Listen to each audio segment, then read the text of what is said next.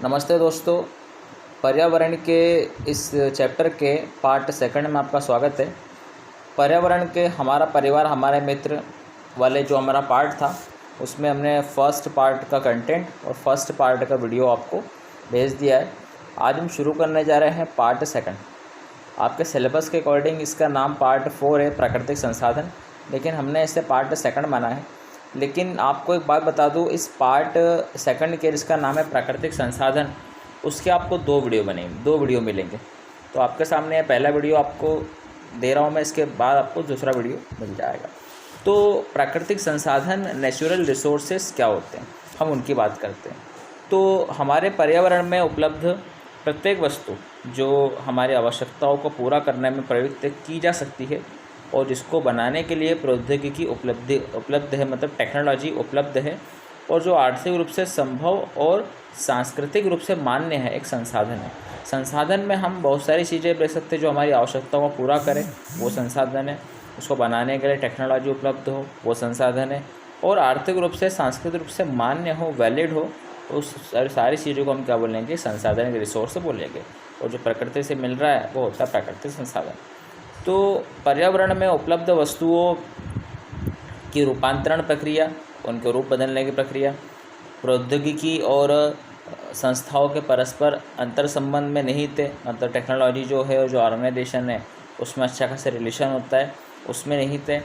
और मानव प्रौद्योगिकी, human technology द्वारा प्रकृति के साथ क्रिया करते हैं, कुछ एक्शंस करते हैं और अपने आर्थिक विकास की गति को तीव्र करने हेतु संस्थानों का निर्माण करते हैं, ताकि हमारे आर्थिक विकास की गति क्या हो जाए? बढ़ जाए, और जिससे क्या हो? मानव के लिए संस्थाओं का निर्माण हो, ऑर्गेनाइजेशन का निर्माण हो। लेकिन संसाधन मानवीय क्रियाओं का परिणाम है। मानव द्वारा जो क्रियाएँ की जाती है उसका परिणाम ही क्या है? संसाधन है। मानव स्वयं संसाधनों का एक महत्वपूर्ण हिस्सा है। वह पर्यावरण में पाए जाने वाले जितने पदार्थ है संसाधनों में क्या करता है? परिवर्तित करता है और उन्हें प्रयोग करता है। तो किस प्रकार के संसाधन हम देखेंगे, तो हम संसाधनों का वर्गीकरण देखेंगे कि संसाधन कितने प्रकार के हो सकते हैं। तो पहला है उत्पत्ति के आधार पर। कौन कौन से होते हैं? जैव और अजैव, बायोटिक और अबायोटिक बोल सकते हैं उसको।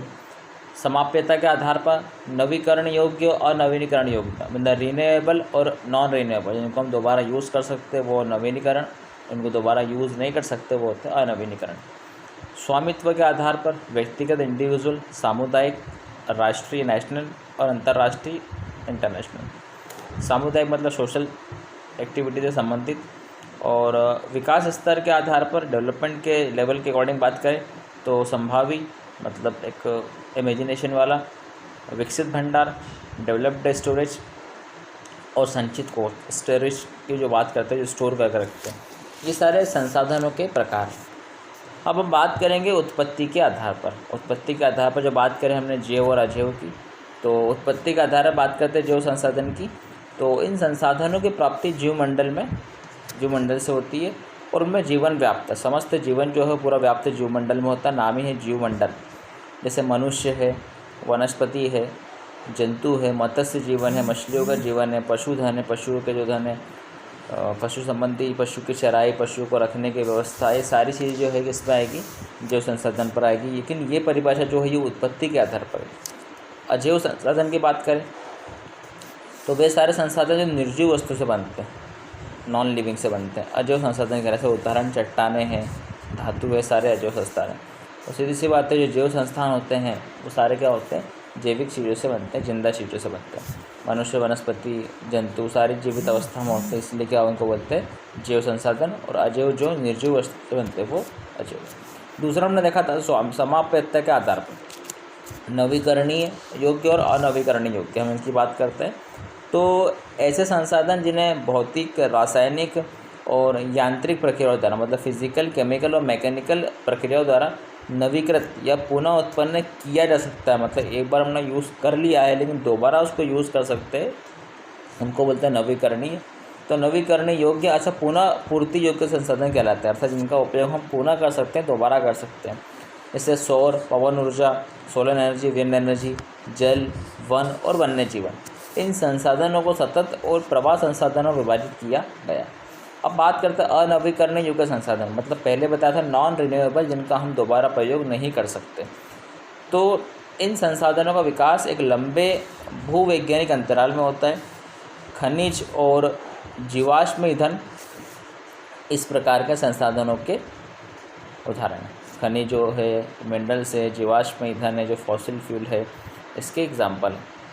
इसके बनने में लाखों वर्ष लग जाते हैं और उनमें से कुछ संसाधन जैसे धातु है पुनः चक्रीय है, और कुछ संसाधन जैसे जीवाश्म ईंधन अचक्रीय है, नॉन साइक्लिक है, अर्थात ये एक बार के प्रयोग के साथ ही सदा के लिए खत्म हो जाते हैं। लेकिन धातु है क्या, पुनः चक्रीय है। लेकिन जो फॉसिल है, जो जीवाश्म ईंधन है, फॉसिल फ्यूल है, वो क्या है, अचक्रीय होता है। अब हमने बात करी उत्पत्ति के आधार पर जैव अजैव, फिर बात करी समाप्यता के आधार पर नवीकरणीय योग्य और अनवीकरणीय योग्य, फिर हम बात करेंगे स्वामित्व के आधार पर बेस्ड ऑन अथॉरिटी। इसमें क्या होता है, व्यक्तिगत होता है, सामुदायिक होता है, राष्ट्रीय होता है और अंतर्राष्ट्रीय संसाधन होता है। हम बात करेंगे सबसे पहले व्यक्तिगत संसाधन के बारे में, इंडिविजुअल रिसोर्स के बारे में। तो ऐसे संसाधन जो निजी व्यक्तियों के स्वामित्व में होते हैं, जो किसी इंडिविजुअल के स्वामित्व में होते हैं, अथॉरिटी में होते हैं, व्यक्तिगत संसाधन कहलाते हैं। जैसे बहुत से किसानों के पास सरकार द्वारा आवंटित भूमि होती है, जिसके बदले में सरकार को लगान टैक्स चुकाते हैं। गांव में बहुत से लोग भूमि के स्वामी भी होते हैं, क्योंकि बहुत से लोग भूमिहीन होते हैं, जिनका भूमि नहीं होती, जो एक किसी का काम भी करते हैं। शहरों में लोग भूखंड, प्लॉट जो होते हैं, घरों व अन्य जायदाद के मालिक होते हैं। तो जो खुद का है उसको हम बोलेंगे व्यक्तिगत संसाधन। अब हम बात करेंगे सामुदायिक स्वामित्व वाले संसाधन। तो वे संसाधन समुदाय विशिष्ट के सभी सदस्यों को उपलब्ध होते हैं, मतलब सभी के लिए उपलब्ध होंगे। सामुदायिक स्वामित्व वाले संसाधन कहलाते हैं। गाँव की शामिलात भूमि, चारण भूमि जहाँ पशु चरते हैं, शमशान भूमि जहाँ दाह संस्कार वगैरह किया रहता है, अंतिम संस्कार किया रहता है, तालाब जो जानवर वगैरह पानी पीते हैं, किसान अपने खेतों के लिए पानी की उपलब्धता को यूज़ करते हैं, और नगदीय क्षेत्रों के सार्वजनिक पार्क वगैरह जो होते हैं, पिकनिक स्थल होते हैं, पिकनिक स्पॉट होते हैं, खेल के मैदान होते हैं, वहाँ रहने वाले सभी लोगों के लिए उपलब्ध है। मतलब जो सभी के लिए, आम जनमानस के लिए उपलब्ध हो, वो सामुदायिक स्वामित्व वाले, और जो सिर्फ एक व्यक्ति के लिए हो, वो होता है व्यक्तिगत संसाधन। तीसरा हम बात करेंगे राष्ट्रीय संसाधन, उसके बाद बात करेंगे अंतर्राष्ट्रीय संसाधन, मतलब नेशनल रिसोर्स और इंटरनेशनल रिसोर्स। तो तकनीकी तौर पर देश में पाए जाने वाले सारे संसाधन राष्ट्रीय है, नेशनल है, और देश की सरकार को कानूनी अधिकार है कि आवश्यकता पड़ने पर वो व्यक्तिगत संसाधनों को भी आम जनता के हित में अधिग्रहित कर सकती है। मतलब व्यक्तिगत संसाधन वालों को भी आम जनता के हित के लिए अधिग्रहित कर सकती है।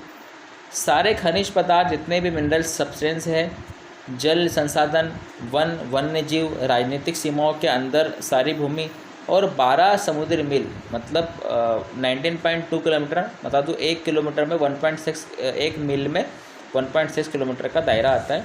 इस प्रकार 12 समुद्री मील मतलब 19.2 किलोमीटर तक महासागरीय क्षेत्र जो है, उसमें पाए जाने वाले संसाधन राष्ट्र के संपदा है, राष्ट्र के धरोहर है, राष्ट्र के मूल्य पहचान है, अर्थात राष्ट्रीय संसाधन है। सारी चीज़ों को अगर सम्मिलित करके बात करें तो। अब उसके बाद बात करेंगे अंतर्राष्ट्रीय संसाधन क्या है, इंटरनेशनल रिसोर्स की बात करेंगे। तो कुछ अंतर्राष्ट्रीय संस्थाएं संसाधनों को नियंत्रित करती है। तटरेखा जो कोस्टल लाइन होती है से 200 किलोमीटर की दूरी से परे खुले जो महासागरीय संसाधन पर किसी देश का अधिकार नहीं है। इन संसाधनों को अंतर्राष्ट्रीय संस्थाओं की सहमति के बिना उपयोग में नहीं लाया जाता। इंटरनेशनल ऑर्गेनाइजेशन कुछ होते हैं जिनके बिना इनको अधिकार में नहीं लाया सकता, इस पर अधिकार नहीं जमाया जा सकता बिना किसी अंतर्राष्ट्रीय संस्था की परमिशन के बिना, अनुमति के बिना। भारत के बाद अपवर्जक आर्थिक क्षेत्र से दूर हिंद महासागर की जो तलहटी है, जो ढलान वाला क्षेत्र है, सब मैंगनीज ग्रंथियों का खनन करने का अधिकार है। मतलब भारत वहाँ से हिंद महासागर के पास से मैंगनीज जो धातु होती है उसका खनन कर सकता है। अब बात करते हैं संसाधनों का संरक्षण। तो संसाधनों के संरक्षण के लिए हम बात करें, निश्चित ही संसाधन किसी तरह के विकास में महत्वपूर्ण भूमिका निभाते हैं, परंतु संसाधनों का अंधाधुंध जो उपयोग के कारण कई सामाजिक, आर्थिक और पर्यावरणीय समस्या पैदा हो सकती है और हो गई है। इन समस्याओं से बचाव के लिए विभिन्न स्तरों पर संसाधनों का संरक्षण आवश्यक है। अभी तो हमने बात करी संसाधन कौन कौन से प्रकार के होते हैं, संसाधनों के वर्गीकरण के बारे में बात करें, लेकिन संसाधन का लगातार उपयोग हो रहा है तो उसको हम बचाना भी है। तो हम संरक्षण कैसे कर सकते हैं, कंजर्वेशन कैसे कर सकते हैं? पहला है भू संसाधन, लैंड रिसोर्सेज। उसकी बात करें तो हम भूमि पर रहते हुए इस प्रकार अनेकों आर्थिक क्रियाकलाप और विभिन्न प्रकार में इसका उपयोग करते हैं। अतः भूमि एक बहुत महत्वपूर्ण प्राकृतिक संसाधन है, कई प्रकार से इसका यूज़ करते हैं। प्राकृतिक वनस्पति, वन्य जीव, मानव जीवन, आर्थिक क्रियाएं, परिवहन और संचार व्यवस्थाओं का मूल आधार भूमि आधारित है। परंतु भूमि एक सीमित संसाधन है, इसलिए उपलब्ध भूमि का विभिन्न उद्देश्यों के लिए उपयोग सावधानी और योजनाबद्ध तरीके से होना चाहिए, मतलब स्कीम के प्रोजेक्ट्स के थ्रू उसका काम होना चाहिए। उसके बाद बात करते हैं भारत में विभिन्न प्रकार की भू आकृतियाँ जैसे पर्वत, पठार, मैदान और द्वीप पाए जाते हैं। लगभग 43% भू क्षेत्र मैदान है जो कृषि और उद्योग विकास के लिए सुविधाजनक है। 43% जो भाग है वो सुविधाजनक होता है। उसके बाद बात करेंगे कि पर्वत क्षेत्र की बात करें 30% भाग पर विस्तृत रूप से है। 12 मास नदियों के प्रवाह को सुनिश्चित करते हैं, पानी वहाँ बहाव जाता है, प्रवाह होता है। पर्यटन विकास के लिए परिस्थिति अनुकूल प्रदान करता है और पारिस्थितिकी मतलब इकोसिस्टम के लिए भी महत्वपूर्ण है। देश के क्षेत्रफल का लगभग 27% जो भाग है वो पठार है, प्लेट्यू है। संसार सबसे बड़ा प्लेट्यू जो है वो है पामीर का पठार और भारत का सबसे जो बड़ा है वो दक्कन का पठार और मध्य प्रदेश की बात करें तो मालवा का पठार। इस प्रकार तीनों जानकारी बता दी। वर्ल्ड लेवल पे आपको बता दी मैंने, इंडिया लेवल पे बता दी और एमपी लेवल बता दिया। और इस क्षेत्र में खनिज जो मिनरल है, जीवाश्म ईंधन है, फॉसिल फ्यूल है और वनों का अपार संचय कोश है, बहुत सारा स्टोरेज है, बहुत सारे वन आपको मिल जाएंगे। तो ये हमने बात करी थी भू संसाधन के बारे में, लैंड रिसोर्सेज के बारे में। अब हम बात करेंगे मृदा के संसाधन के बारे में, सॉइल के रिसोर्सेज के बारे में। अब मिट्टी और मृदा सबसे महत्वपूर्ण नवीकरणीय योग्य प्राकृतिक संसाधन है। यह पौधों के विकास का माध्यम है जो पृथ्वी पर विभिन्न प्रकार के जीवों का पोषण करता है। तो कई प्रकार से जीवों का पोषण भी भूमि करती है, मृदा करती है। मृदा एक जीवंत तंत्र है, एक जीवित तंत्र है जो कुछ सेंटीमीटर गहरी मृदा बनने में लाखों वर्ष लग जाते हैं, मतलब लाखों साल का समय व्यतीत करना पड़ता है, इंतजार करना पड़ता है। मृदा बनने की प्रक्रिया में उच्चावच जनक शेल मतलब एक जो चट्टानों की जो परत होती है, संस्तर शेल, जलवायु शेल मतलब चट्टान, जलवायु क्लाइमेट और वनस्पति, पेड़ पौधे और अन्य जैव पदार्थ और बहुत सारे मुख्य कारक होते हैं मिट्टी को बनने में। प्रकृति के बहुत सारे तत्व ऐसे हैं, जैसे हम बात करें तापमान में परिवर्तन होता है, बहते जल की क्रिया होती है, पवन है, हिम नदी मतलब जो ग्लेशियर वगैरह होते हैं और अपघटन की क्रिया जो होती है, पानी का पिघलना वगैरह आदि मृदा बनने की प्रक्रिया में महत्वपूर्ण योगदान प्रदान करती है। मतलब ये भी सारी प्रक्रिया जो बताई है आपको, ये मिट्टी के बनने में सहायक होती है। उसके बाद मृदा में होने वाले रासायनिक, केमिकल और जैविक परिवर्तन, बायोलॉजिकल चेंजेस भी महत्वपूर्ण भूमिका निभाते हैं जिससे मिट्टी के बनने में। उसके बाद मृदा जैव और अजैव मतलब living, non living, biotic, abiotic दोनों प्रकार के पदार्थों से बनती है, किसी एक पदार्थ से नहीं बनती है।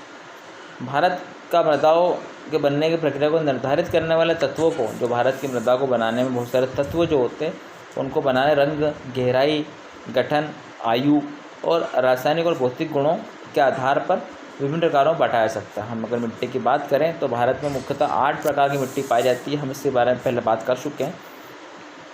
तो कुछ मुख्य मृदाओं के बारे में बात करते हैं।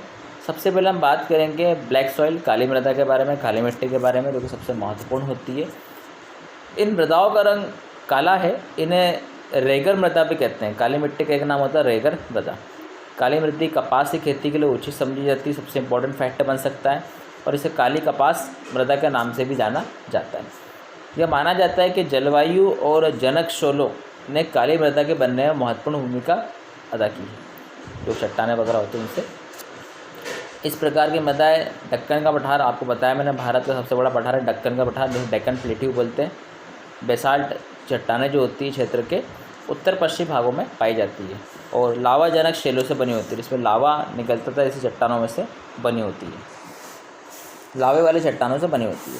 उसके बाद हम बात करेंगे आगे इसमें। यह मृदा मुख्यतः महाराष्ट्र, सौराष्ट्र मतलब गुजरात का एरिया जहाँ पर सोमनाथ ज्योतिर्लिंग है, मालवा का एरिया, मध्य प्रदेश और छत्तीसगढ़ के पठार पर पाई जाती है। ये मुख्य क्षेत्र है काली मिट्टी के पाए जाने का। और दक्षिण पूर्वी दिशा में गोदावरी और मतलब नासिक के किनारे गोदावरी नदी जो बहती है और कृष्णा नदियों तक, घाटियों तक फैली। कृष्णा नदी मतलब आंध्र प्रदेश कर्नाटक की बात कर रहे हैं। काली मृदा बहुत महीन कणों अर्थात मृत्तिका से बनी होती है, बहुत महीन बारीक बारीक कण होते हैं। इसकी नमी धारणा करने की क्षमता बहुत अधिक होती है, इसमें जो नमी होती है वो धारण करने की क्षमता बहुत ज़्यादा होती है। इसके अलावा ये मृदा है कैल्शियम कार्बोनेट CaCO3, इसको हम लाइमस्टोन मार्बल बोलते हैं, मैग्नीशियम, पोटाश और चूने जैसे पौष्टिक तत्वों से परिपूर्ण होती है। इसमें फास्फोरस की मात्रा कम होती है। अगर आपसे पूछा जाए कि किस तत्व की मात्रा काली मिट्टी में कम होती है, वो होता है हमारा फास्फोरस। तो हमने बात करी ब्लैक सॉइल की। उसके बाद बात करेंगे लाल और पीली मृदा, रेड एंड येलो सॉइल की बात करेंगे। लाल मृदा दक्कन पठार के पूर्वी और दक्षिणी हिस्सों में रवेदार पाउडर फॉर्म में आग्नेय चट्टान जो इग्नियस रॉक होती है, पर कम वर्षा वाले भागों में विकसित हुई है, मतलब जहाँ पर कम वर्षा होती है वहाँ पर ये विकसित होती है। लाल और पीली मृदा ओडिशा, छत्तीसगढ़, मध्य गंगा मैदान के दक्षिण छोर पर और पश्चिमी घाट में पश्चिमी स्थान पर पाई जाती है, कोरोमंडल के नाम से जानते हैं। इन मृदाओं का लाल रंग रवेदार आग्नेय और रूपांतरित चट्टानों में लौह धातु के प्रसार कारण होता है। लाल रंग जो होता है वो लौह धातु जो होती है, आयरन की जो चट्टानें होती है, आयरन के कारण होता है। प्रसार मतलब फैलना। और पीला रंग जो होता है इसमें जल योजन के कारण होता है, वाटर की जो प्रेजेंस होती है इसके कारण होता है। फिर हम बात करेंगे लेटेराइट मृदा की, लेटेराइट सॉइल की। तो लेटेराइट शब्द ग्रीक भाषा का शब्द लेटर से लिया गया, इसका अर्थ होता है ईट। लेटेराइट मृदा जो हाई टेम्परेचर और अत्यधिक वर्षा वाले क्षेत्रों में विकसित होती है, जहाँ पर ज़्यादा बारिश होती है वहाँ पर मिलती है। यह भारी वर्षा से अत्यधिक निक्षालन, लीचिंग की प्रॉब्लम, लीचिंग जो होती है मेटल्स में हम करते हैं, का परिणाम है। इस मृदा में ह्यूमस की मात्रा कम होती है, नमी की मात्रा कम पाई जाती है। लेकिन हमने बात कर दी काली मिट्टी में, काली मिट्टी में नमी को धारण करने की क्षमता अधिक होती है, क्योंकि अधिक तापमान के कारण जैविक पदार्थों को जो बायोलॉजिकल जो बायोटिक सब्सटेंस होते हैं उनको अवरोधित करने वाले बैक्टीरिया नष्ट हो जाते हैं। इसी कारण इनकी जो जल धारण क्षमता जो होती है वो कम होती है, और जल धारण क्षमता कम होने के कारण ही इनकी नमी भी क्या होती है, कम होती है। इसका मतलब है काली मिट्टी में बैक्टीरिया ज़्यादा पाए जाते हैं, इससे जल धारण करने की क्षमता क्या होती है, ज़्यादा होती है। आप ध्यान रखें काली मिट्टी में जल धारण करने की क्षमता ज़्यादा होती है, इसलिए उसमें नमी ज़्यादा होती है। लेकिन लाल और पीली मिट्टी में क्या होता है कि जल धारण करने की क्षमता कम होती है, इसमें नमी भी क्या होती है, कम होती है। लेटेराइट मृदा पर अधिक मात्रा में खाद जो मैन्योर होता है और रासायनिक उर्वरक डालकर ही खेती की जा सकती है। यह मृदाएँ मुख्य तौर पर कर्नाटक, केरल, तमिलनाडु, मध्य प्रदेश, ओडिशा और असम के पहाड़ी क्षेत्रों में पाई जाती है। उसके बाद हम बात करेंगे मृदा अपरदन की और संरक्षण की। सॉइल इरोजन क्या है, कंजर्वेशन क्या है। तो मृदा के कटाव और उसके बहाव की प्रक्रिया को मृदा अपरदन कहते हैं। जैसा कि हम पहले भी बात कर चुके हैं पर्यावरण के कुछ टॉपिकों में कि मृदा का कटाव जो होता है और उसके बहाव की प्रक्रिया जो होती है उसको मृदा अपरदन, सॉइल इरोजन कहते हैं। मृदा के बनने और अपरदन की क्रियाएं साथ साथ चलती हैं, दोनों में संतुलन होता है, बैलेंस होता है। परंतु मानवीय क्रिया जैसे वन उन्मूलन, डिफॉरेस्टेशन होता है, पेड़ पौधों को काटना, अति पशुचारण, पशुओं का अधिक रूप चराना, निर्माण और खनन आदि से कई बार संतुलन भंग भी हो जाता है, और प्राकृतिक तत्व जैसे पवन, हिम नदी, ग्लेशियर और जल इत्यादि मृदा अपरदन में प्रमुख भूमिका निभाते हैं। सॉइल इरोजन में ये भी मुख्य भूमिका निभाते हैं। पवन द्वारा मैदान और ढालू क्षेत्र, ढलान वाले क्षेत्रों के मृदा को उड़ा ले जाने की प्रक्रिया को पवन अपरदन कहते हैं। मतलब मिट्टी जब हवा के द्वारा उड़कर जा रही है उसे हम कहते हैं हवा या पवन अपरदन। कृषि के गलत तरीकों से भी मृदा अपरदन होता है। गलत ढंग से हल चलाने और ढाल, जैसे ढाल पर ऊपर से नीचे की ओर हल चलाने से वाहिकाएँ बन जाती है, वेजल्स बन जाती है। इसके अंदर से बहता पानी आसानी से मृदा कटाव करता है। मतलब कभी कभी अनुचित या अनुपयोगित ढंग से भी कृषि करने से भी क्या होता है, मृदा अपरदन का कारण वो बन जाता है। उसके बाद बात करेंगे मरुस्थलीय मृदा, बैरन सॉइल। तो बैरन सॉइल क्या होते हैं उसकी बात करते हैं। मरुस्थलीय मृदाओं का रंग लाल और भूरा होता है, ब्राउन होता है। यह मृदाएँ आमतौर पर रेतीली और लवणीय होती है, मतलब इसमें सॉल्ट का अमाउंट ज़्यादा रहता है। कुछ क्षेत्रों में नमक की मात्रा इतनी अधिक है कि झीलों से जल वाष्पीकृत करके खाने का नमक भी बनाया जाता है। लेकिन खाने के नमक के बारे में केंद्रीय समुद्री रसायन नमक जो केंद्र है वो है भावनगर, गुजरात में, भारत का। शुष्क जलवायु, ड्राई क्लाइमेट, उच्च तापमान, हाई टेम्परेचर के कारण जल वाष्पन की दर अधिक होती है और इन मृदाओं में ह्यूमस मतलब नमी की मात्रा कम होती चली जाती है। ठोस मृदा की सतह के नीचे कैल्शियम की मात्रा बढ़ती चली जाती है। अगर ठोस मृदा है, सॉइल है, तो उसकी सतह के नीचे कैल्शियम की मात्रा बढ़ती चली जाती है और नीचे की परतों में चूने के कंकर की सतह पाई जाती है। इसके कारण मृदा में जल इन्फिल्ट्रेशन अवरुद्ध हो जाता है और इस मृदा को सही तरीके से सिंचित करके कृषि योग्य बनाया जा सकता है। जैसे कि पश्चिमी राजस्थान में ऐसा हो रहा है। उसके बाद हम लास्ट बात करेंगे वन मृदा, फॉरेस्ट सॉइल के बारे में। तो ये मृदा आमतौर पर पहाड़ी और पर्वतीय क्षेत्रों में पाई जाती है, जहाँ पर्याप्त वर्षा वन उपलब्ध होते हैं। इन मृदाओं के गठन में पर्वतीय पर्यावरण के अनुसार बदलाव आता रहता है। मतलब जैसा पर्यावरण में बदलाव आएगा वैसे वैसे धीरे धीरे इनमें बदलाव आते रहता है। फिर नदी घाटियों में ये मृदाएँ दोमट और सिल्टर होती है। मतलब इनका नाम अगर नदी घाटी में देखें तो दोमट मृदा के नाम से पाई जाती है, परंतु ऊपरी ढाल पर इनका गठन मोटे कणों में होते हैं। नीचे भले बारीक पाउडर के फॉर्म में रहेगी, लेकिन ऊपर मोटे कण उपस्थित रहते हैं। दोमट मृदा की खासियत है। हिमालय के हिमाच्छादित क्षेत्र जहाँ बर्फ़ वगैरह रहती है, इन मृदाओं का बहुत अपरदन होता है और ये एसिटिक और ह्यूमस रहित होती है। मतलब ऐसे एसिड का अमाउंट बहुत कम होता है और उसमें एसिड का अमाउंट बहुत कम होता है और नमी बहुत कम होती है। नदी घाटियों के निचले क्षेत्र की बात करें तो विशेषकर नदी सोपान या नदियों के संगम होते हैं और जलोढ़ पंखों आदि मृदाएँ उपजाऊ होती है। तो इस प्रकार से हमने बात करी विभिन्न प्रकार की मृदाओं के बारे में। आगे हम बात करेंगे खनिज और ऊर्जा संसाधन के बारे में। तो इस प्रकार से हमने इस पार्ट सेकंड के फर्स्ट वीडियो में आपको सारी चीज़ें बता दी है। अब सेकंड वीडियो भी इसका हम आपको जल्दी दे देंगे। धन्यवाद।